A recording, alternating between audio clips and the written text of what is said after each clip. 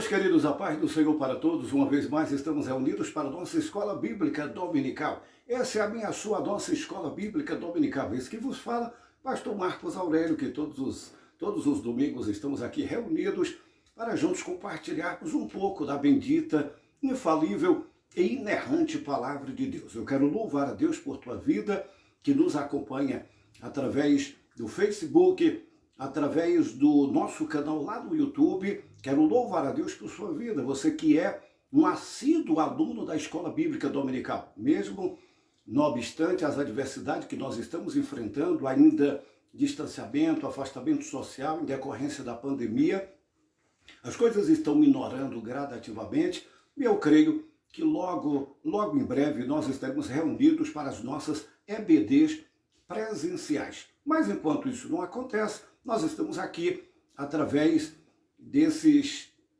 meios de comunicação que nos é facultado, nos é disponível para que nós possamos estar comunicando a palavra de Deus. Eu quero louvar a Deus por tua vida, porque nós estamos também chegando ao finalzinho de mais um trimestre da Escola Bíblica Dominical. Nós estamos já na lição de número 13 e assim finalizando essa lição que foi tremenda, foi abençoadora. Deus inspirou muito o pastor de saudosa memória, Eurico Bergstein, nosso missionário Eurico Bergstein, que nos deixou um grande e inestimável legado. Louvamos a Deus pela vida de todos vocês que sempre estão nos acompanhando. Então vamos lá, lição de número 13, 27 de setembro de 2020, que traz por título ou por tema: a vigilância conserva a igreja pura. A vigilância conserva a igreja pura. É o tema que nós estaremos abordando, não de forma pormenorizada, mas nós estaremos analisando tópico por tópico, porque um está linkado ao outro de forma panorâmica, para que nós possamos ter uma noção de forma abrangente e que nessa manhã nós possamos absorver o máximo para o nosso elevo espiritual. Vale a pena salientar já introdutoriamente que mais do que nunca nós precisamos vigiar. Vigiar. Tem um hino antigo que diz: vigiai é ordem santa. Vigiai em oração. Precisamos vigiar. Não só apenas orar. Vigiai e orai, para que não entreis em tentação. O nosso Cristo, ele nos ensinou a questão da vigilância. Vigilância é prudência. Vigilância é estar atento. Vigilância é estar acordado, para que não possamos ser surpreendidos e pegos de sobressalto, pegos desprevenidos. Porque quando nós vigiamos, como Cristo disse, se o homem vigiasse, ele não permitiria que o ladrão minasse a sua casa à noite. Então, quando nós estamos vigilantes, nós estamos atentos, nós estamos sóbrios, nós estamos em plena consciência de todas as nossas faculdades mentais. Vigilante, atento. Amém? Então, lição de número 13, a vigilância conserva pura a igreja. Nosso texto áureo diz-nos assim: as coisas que vos digo, digo-as a todos. Vigiai conforme Marcos 13, versículo 37. A nossa verdade prática diz-nos assim: através da vigilância, a igreja, ela manterá pura e não se afastará do modelo traçado por Jesus, rejeitando assim as inovações e o mudanismo dos nossos dias. Tremendo isso aqui, então. Verdade prática tremenda. A nossa leitura diária, quem tem a oportunidade de acompanhar, nós temos aqui Efésios capítulo 1, versículo 16, o padrão divino para a igreja, Marcos 16, 17, numa igreja para Deus operar maravilhas, precisa haver vigilância.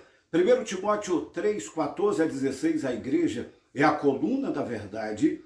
Efésios 2, 19 a 22, a igreja é a família de Deus. Efésios capítulo 17, versículo 23, Cristo é a cabeça da igreja. E Salmo 90, versículo 17. Deus confirma o trabalho da igreja. A igreja é dele, nele, com ele, para ele. Ele é a coluna e a firmeza da verdade. É ele que é o cabeça. E sendo o cabeça, ele nos passa a ordem, ele nos passa o comando, ele nos orienta. Ele é o Senhor da igreja. A igreja está calcada, fundamentada e consubstanciada nele.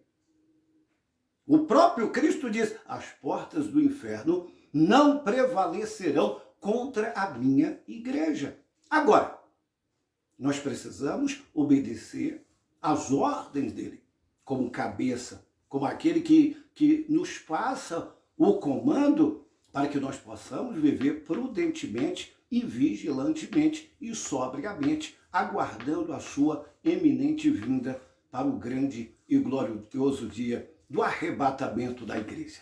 Amém? Tremendo isso, não? Vamos então à nossa leitura bíblica em classe? Em Mateus capítulo 25, versículo 17, você poderá acompanhar. Que diz assim: então o reino do céu será semelhante a 10 virgens que, tomando as suas lâmpadas, saíram ao encontro do esposo.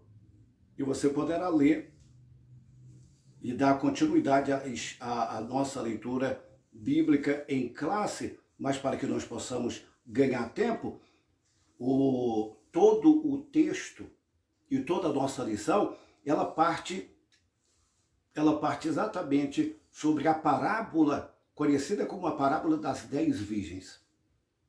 Virgens loucas, virgens prudentes, assim chamadas pela Bíblia. Então, queridos, nós chegamos à última lição desse trimestre, mais uma vez o Espírito Santo que nos desperta dizendo que o tempo se abrevia. Conforme Coríntios capítulo 7, versículo 29, meditaremos hoje na parábola de Jesus, escrita em Mateus capítulo 25, versículo 1 ao versículo 11, onde encontramos 10 virgens que ouviram o clamor da meia-noite. Mas apenas 5 delas estavam preparadas para ele. Deus nos abre o coração para compreendermos a sua palavra, pois temos a necessidade de estarmos devidamente preparados. Devidamente preparados. Meia-noite, o dia que já passou. Meia-noite, exatamente às 24 horas. O dia terminou definitivamente. Tudo nele aconteceu, pertence ao passado, o dia de ontem e o sentido da expressão à meia-noite. Queridos, eu preciso pontuar aqui para vocês que a palavra do Senhor nos diz, a palavra de Deus nos diz que à meia-noite, aí ouviu o clamor, aí veio o noivo. Essa parábola, ela é riquíssima. E vale aqui salientar para os queridos que ao longo das 12 lições anteriores, o missionário, saudoso missionário Eurico Baxter, ele fez uma abordagem pura e totalmente no Antigo Testamento. Mas quando nós chegamos aqui na 13ª lição, parece que é uma guinada de 180 graus e ele traz para o Novo Testamento. Lembrando sempre vocês que o Velho Testamento ele sempre jogava luz ao Novo. Há uma figura sempre muito presente no Antigo Testamento, apontando para o Novo Testamento, para as coisas que haveriam de acontecer. Sempre houve vários vaticínios, sempre houve símbolos, sempre houve figuras, sempre houve, na verdade, uma luz sendo lançada do Novo Testamento. E agora, fechando isso aqui, até porque o povo de Israel, por várias e inúmeras vezes, eles titubearam, eles não vigiaram, eles não foram prudentes. A vida do povo de Israel é meio parecida, senão você vai perceber ao longo de todo o Velho Testamento e até do Novo Testamento, vocês vão perceber que a vida de Israel ela era sempre meio oscilante, trôpega, uma vida dúbia. Vez por outra, Israel era tipo aqueles pontinhos do eletrocardiograma. Era de altos e baixos. Havia uma volatilidade muito grande. Nós percebemos na época dos juízes, percebemos mesmo após a ascensão do rei, os juízes, profetas, sacerdotes, todos aqueles que eram meios usados por Deus na condução do povo de Deus, mas nós percebemos que a vida de Israel nunca foi uma vida linear. A vida do povo que Deus escolheu para que o nome dele fosse glorificado, como sacerdócio santo, nação santa, nação escolhida, sempre houve essa instabilidade. Aí vem agora a parábola das 10 virgens nos advertindo exatamente a termos uma vida de prudência, uma vida de vigilância. Não aquela vida instável, aquela vida desequilibrada, aquela vida oscilante que Israel teve. E aí é narrado exatamente a parábola das 10 virgens. 5 virgens eram loucas, 5 virgens prudentes, assim conhecidas, Onécias. E naquela época, o casamento judaico, o Zebon sabe muito bem, só a título de relembrá-los, o casamento judaico, exatamente a noiva, ela saía ao encontro do seu noivo e ela geralmente tinha as damas de honra. Na verdade, aqui não é para ser entendido que o noivo ia casar com essas virgens, não é isso. Essas eram as damas de honra que saíam juntamente com a noiva ao encontro do noivo. E elas todas tinham lamparinas. As lamparinas, elas eram nutridas e aquecidas e alimentadas pelo azeite. Tem um detalhe importante, que eram todas virgens, todas estavam vestidas, todas uniformemente, todas estavam aguardando o noivo, mas a Bíblia diz, tardando o esposo. Essa expressão tardar não pode, não deve ser entendida tipo, ele está tardando. Não é isso.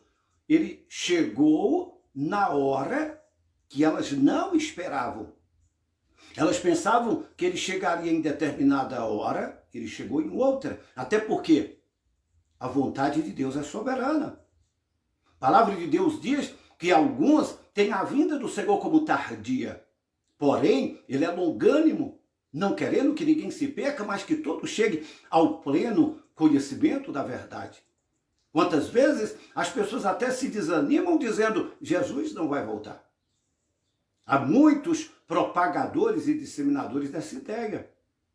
Que Jesus está tardando? Não, ele virá no tempo certo, na hora certa. Cabe a mim, cabe a você, cabe a cada um de nós como igreja eleita do Senhor estarmos vigilantes. Olha o texto. O texto sagrado diz que de repente as virgens, todas elas dormiram.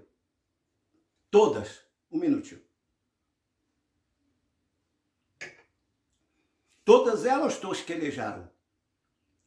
Aí ouve-se o clamor. Aí vem o noivo. Quando elas se levantam, elas estavam cochilando, as lamparinas se acenderam, quando de repente a lamparina das 5 virgens, conhecida como virgens loucas, ou virgens nécias, o azeite acabou. Elas pediram as que tinham. E elas disseram, caso não falte a nós e a vós, e diante aqueles que o vendem, comprai para vocês. Mas não dava mais tempo. O noivo já estava à porta. Não dava mais tempo de comprar. As virgens, conhecidas como prudentes, elas tinham uma reserva, porém era pouca. Só dava para elas.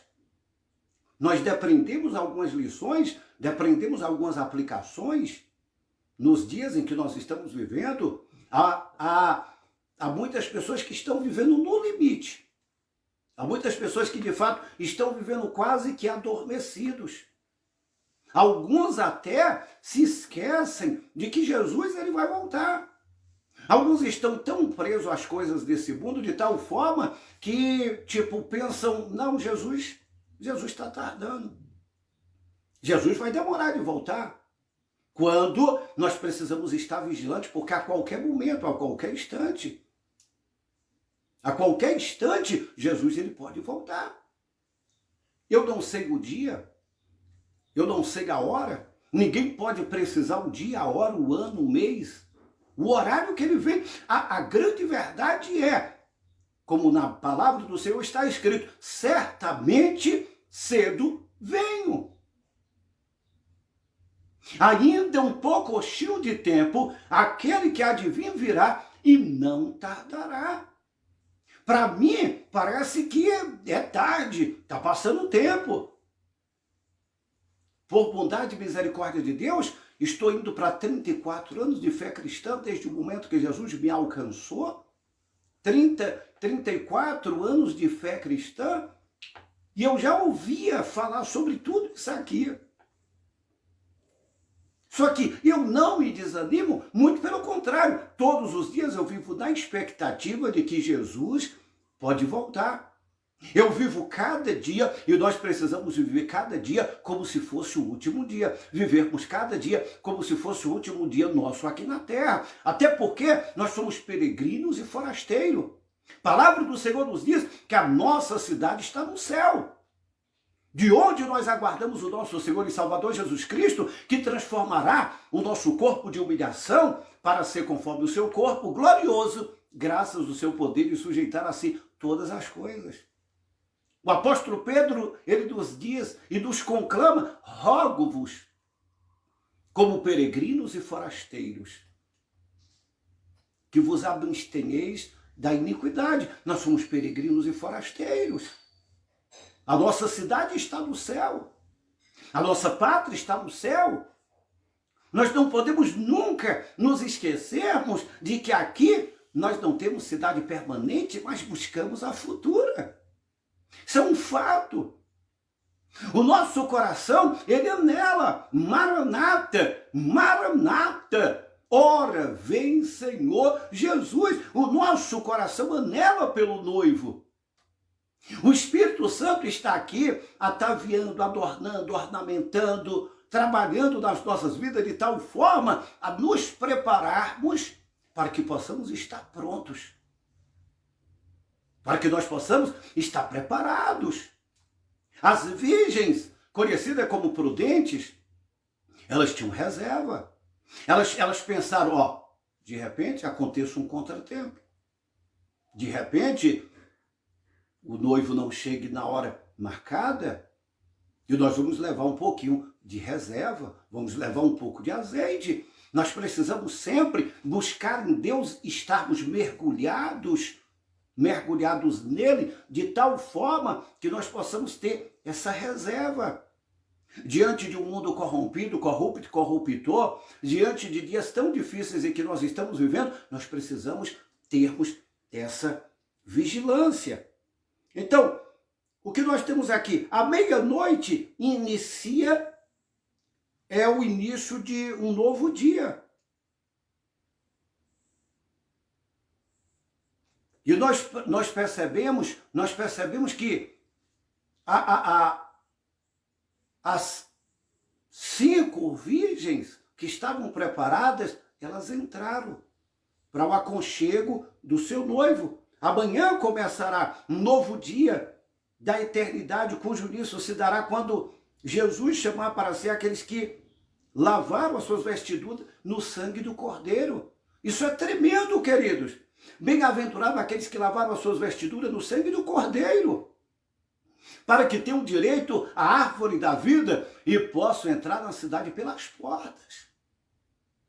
Um novo dia, porque há quem pense que após a morte acabou.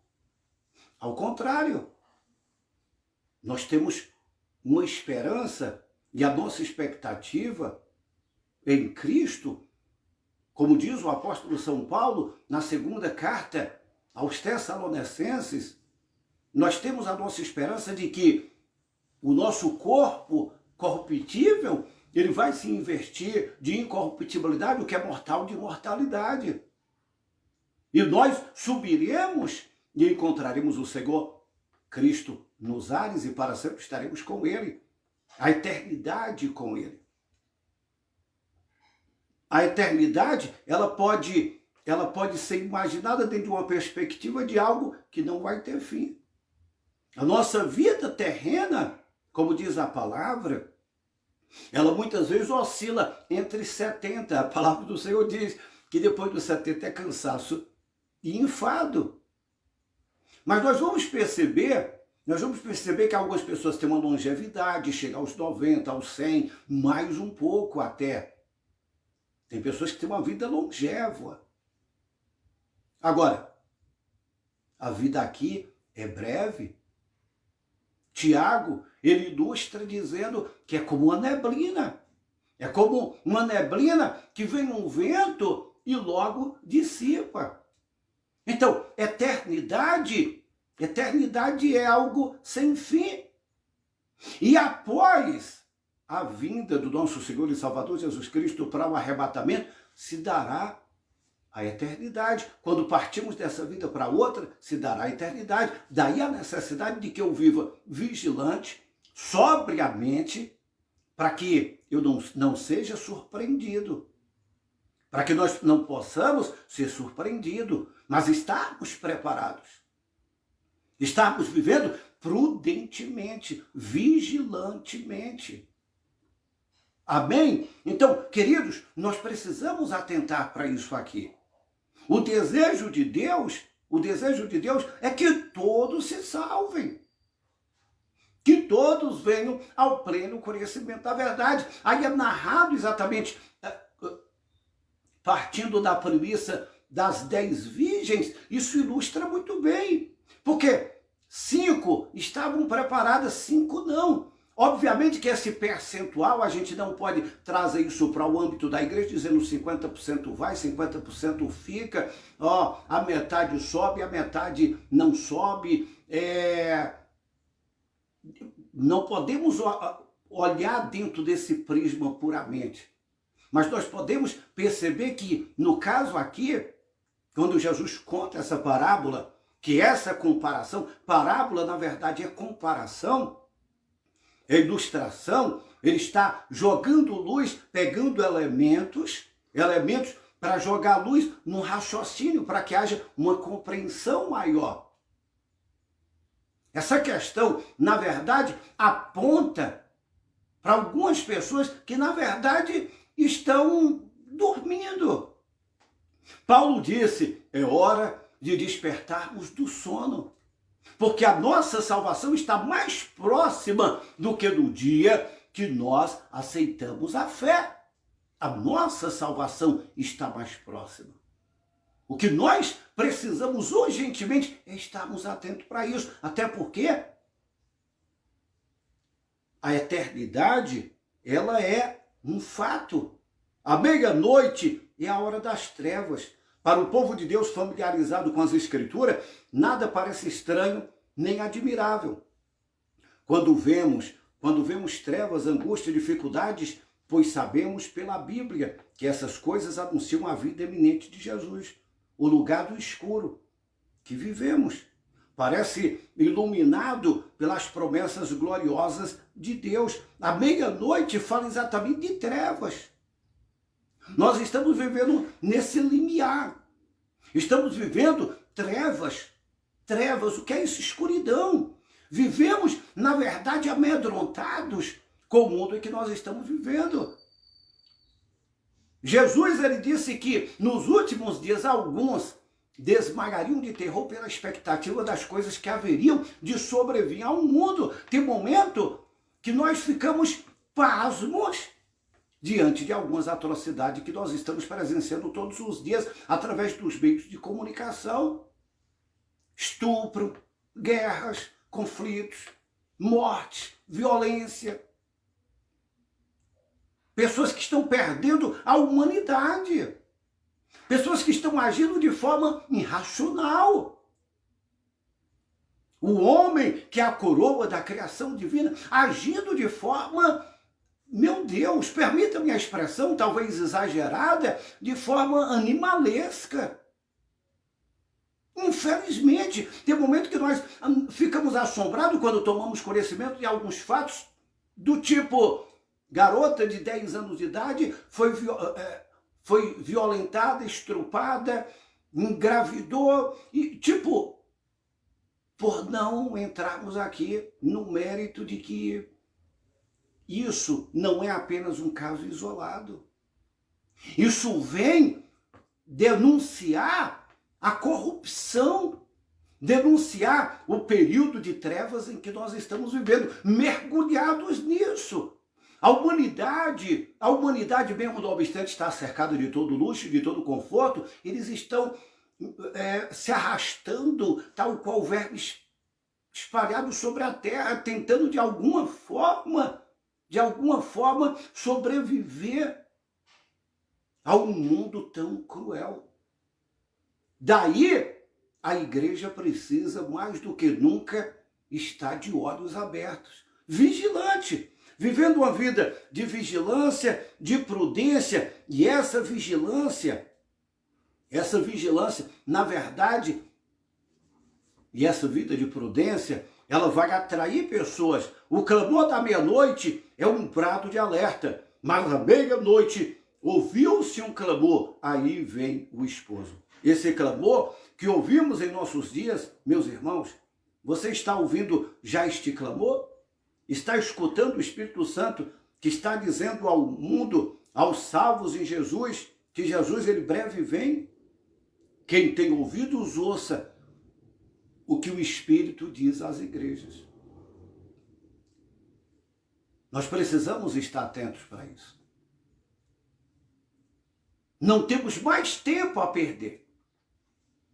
A igreja precisa, mais do que nunca, estar vivendo em harmonia, em paz, em santidade, em lealdade, em fidelidade, em inteireza de coração, vivendo sóbria e prudentemente diante de tanta perversão, diante de tanta corrupção. Nós precisamos fazermos a diferença, porque nós somos a noiva do Cordeiro, a noiva de Cristo, comprada pelo seu sangue, redimida pelo seu sangue. Nós temos o nosso nome escrito no livro da vida do Cordeiro, e que nós possamos vivermos uma vida de piedade, amém? De vigilância, e que Deus nos ajude. Que nesta manhã, de alguma forma, eu possa ter contribuído para a tua vida e que nós possamos pensarmos sobre isso. Viver cada dia como se Jesus estivesse voltando hoje. De repente, eu não dê tempo de terminar essa escola bíblica. De repente, não vai ter tempo para a gente fazer o culto à noite. Porque Jesus pode voltar a qualquer momento. Voltar para exatamente levar a sua noiva.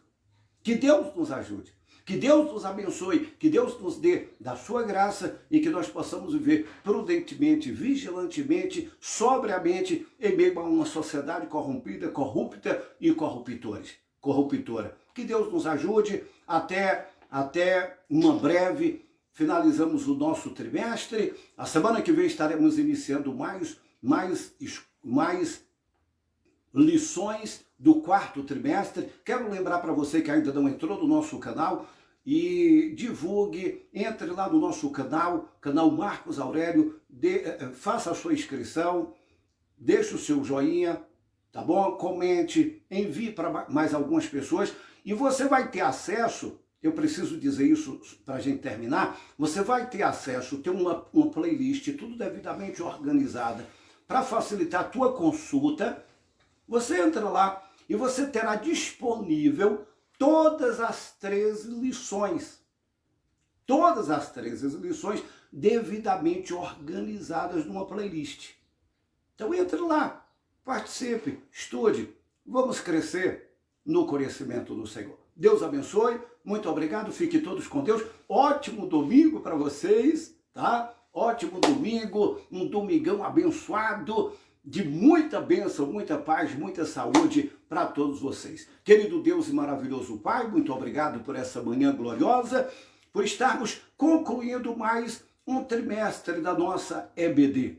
Que nós possamos, ó Pai, a cada dia estarmos prudentemente, vigilantemente, andando em Tua presença em santidade. Ajuda-nos, ó Pai, que o Espírito Santo do Senhor possa nos conduzir ao centro da tua vontade. Muito obrigado, meu Pai, em o nome de Jesus. Amém.